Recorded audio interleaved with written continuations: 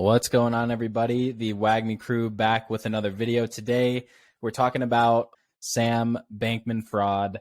Some new revelations coming out about just how they spent their money between Alameda and FTX, but also what they were actually spending the money on and where these customer funds were going and just how crazy it was, right? $40 million in 9 months over flights, food, extravagant hotels. So we're going to get into that today and kind of cover as much as we can there and get you guys up to speed. Ev, you want to kick us off? Yeah, let's do it. I mean, this is a very interesting story. This is something where, there was just obviously gross negligence on all sides, but they were just living this lavish, insane lifestyle in the Bahamas. And it really all was centered around the Albany, which is this exotic resort down in the Bahamas. It was originally created by Justin Timberlake, Tiger Woods, and the owner of Tottenham. They built it in 2010, and so this was a hotbed in the Bahamas for celebrities, for really anybody that had the money to blow to come down there and have a good time. Because from what we've heard, it wasn't real life; it was something different. And so SBF had this $30 million penthouse that he lived in. And not only that, they had 15 other condos that other FTX workers were able to live in as well. So they basically just took over a part of this resort and said, hey, this is our world headquarters. Not only that, they continue to have 24/7 catering. And so, obviously we saw enormous amount of money go out with just the real estate. So we had $15 million spent out of that 40 million in real estate. That included these condos and the penthouses at the Albany. That also included $4 million at the Grand Hyatt, which was a place in the Bahamas that the royal family stayed at, which is kind of interesting when you're mixing those two groups, FTX and the royal family. And then there's rumors that during the peak season at the Albany in the Bahamas, condos would go for $60K a night. And you can imagine if you got 15 condos, just the amount of money that's being spent here. So that was only in real estate. We had this, Albany built by Tiger Woods, 15 million going out in 9 months, and just a ridiculous lifestyle that was being spent by these absolute frauds down there. So yeah, interested to hear you guys' take on that one.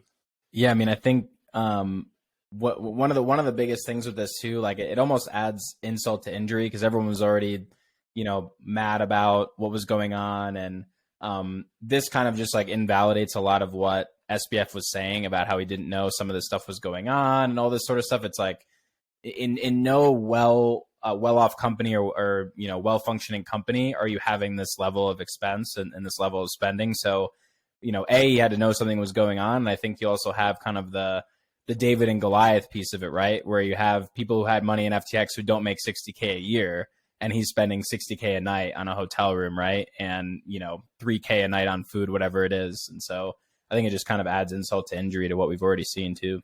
Yeah, it's like if you weren't upset before, wait till you hear this sort of news, right? I think you nailed it right on the head there, Sia. It's just like, honestly gross negligence. And it's like, yeah, maybe like we can get it if you were over leveraged and maybe you just made a bad trade or something like that. But this is just next level type of stuff where it's just like, you can't help but laugh a little bit. You're like, I cannot believe that they were doing that. But it's like so sad and so almost like evil at that point. Right? So, yeah, I mean, I'm excited to hear some of these other takes because that one in general, just from real estate was a pretty crazy thing to hear. So, right. And it's a great point, Mata. Customer funds, like this is all customer funds that are being used here. And so we had 15 million out of the 40 million used for real estate in those 9 months.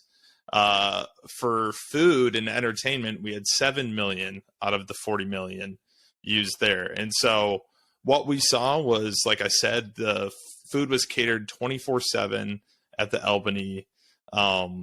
Just chef prepared meals, some of the best dining that you can have. It looked like, just egregious food that they were eating, their meals that they were eating there. I think the cherry on top of the food portion is that it wasn't that some meals came to $3,000. It was that most of Sam Bankman-Fried's lunches came out to $2,500 on a daily basis. And so, yeah, I think it's a great point. You just don't, I mean, we already didn't believe the guy, but now it's just like, come on, man. Like, this is ridiculous to not expect that a fact like that, $2,500 on lunch, every lunch would not come out. So, yeah, more craziness. On lunch. I'd be curious to know what the dinner rate was. If it was $2,500 on lunch, right? Exactly, dude. Geez, that's 25 Grubhubs delivered from like 100 miles away, bro. Like that's just crazy. That's crazy. Well, and they talk about that the FTX US employees had $200 a day to spend on Uber Eats or Grubhub. So not only was it at the CEO level, it was also within the organization. And you know, maybe these workers didn't know about the gross negligence that was happening, but yeah, I don't know. That doesn't sit right. Yeah, it's crazy to think it's just like when the getting's good, right? And like the bull market, this would have never arose. Like everyone was probably just going to continue to do everything if that continued to go on. I think it's interesting to note. It's like once we started to bear, why did this continue to happen, right? At that point, it's just, okay, eventually this is going to blow up, and it feels like you're almost just doing it on purpose, right?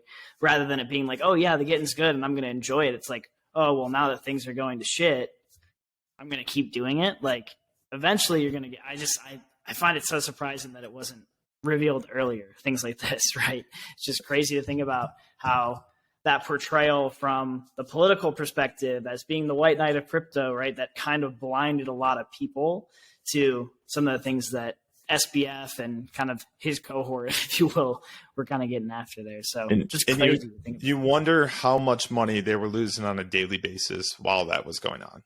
It wasn't like it was staying even. They were bleeding funds, bleeding customer funds. Yeah. So just outrageous on that front. From two perspectives too, right? Yeah, I mean, they were bleeding it themselves, and the bear market was bleeding their capital away as well. So it's just like they're getting hit by all angles, and just like, oh no, let's keep spending. It's crazy. And the companies are loaning each other money too. So at the same time, the bear market's bleeding, bad investments. They're not running the company well. They're loaning each other money from LLC to LLC or S corp to S corp, and like it just doesn't make any sense. Like I'm almost wondering like if he has any idea about how markets work or how a company works. Like I don't really understand. That almost makes me like a conspiracy theorist about how he ended up at this point. You know, like why is he the one leading this? Like he has no idea, clearly like no idea how to run a business or how markets work and how leverage works, you know? And I think it was during the December trials when John Ray, you know, the acting CEO now, was getting questioned. He was basically saying that they had no records of anything. You know, there wasn't anything around, you know, spending on the employee level or at the CEO level. It was just, you just do whatever, I guess. So, and that definitely shows up in this next section talking about flights. So like we said, we had 15 million in real estate out of the 40 million. We had 7 million in food out of the 40 million. And they spent 4 million in flights. And, you know, that kind of sounds like a little lesser amount than real estate and food. But FTX hired private planes to fly Amazon packages down to the Bahamas. And that's what they were spending a good amount of money on. And, you know, it's ridiculous if you saw SBF, you know, hiring private planes to go talk to other CEOs and go do business. But doesn't Amazon already do this? Like, why are you doing their job for them? I just think that's crazy. That's the real cherry on the top there. That's almost like a big middle finger to like, yeah, we're doing whatever we want. Like we can do whatever we want. We're gonna fly a cardboard package on a private jet, you know, 200 miles when it can be done for free because whatever. Like we don't care. That's just crazy. It's like living in an apartment and you have a restaurant next door and you Uber to it. Literally. What are we doing? It's just like, because I can. Yeah. at that point, right? I mean, it begs the question, like, does Amazon not deliver to the Bahamas, or like, what's like, I don't, that just doesn't make sense. They definitely have airports down there, so I'm not sure. Yeah. I mean, geez, man, that's nuts. That's nuts. And again, I think you bring up a great point. It's like, all right, if it's client meetings, if it's doing something from a business perspective, that's one thing, right? Even like meals, like, okay, like you spent $2,500 on a meal, $3K on a meal, whatever you were taking out, suitors from a business perspective, like, yeah, like I could be fine with that, but it just feels like this was all for personal pleasure. And especially when you're using customer funds, it's crazy. It's crazy, and it's just ridiculous to finally hear about what that money was being spent on.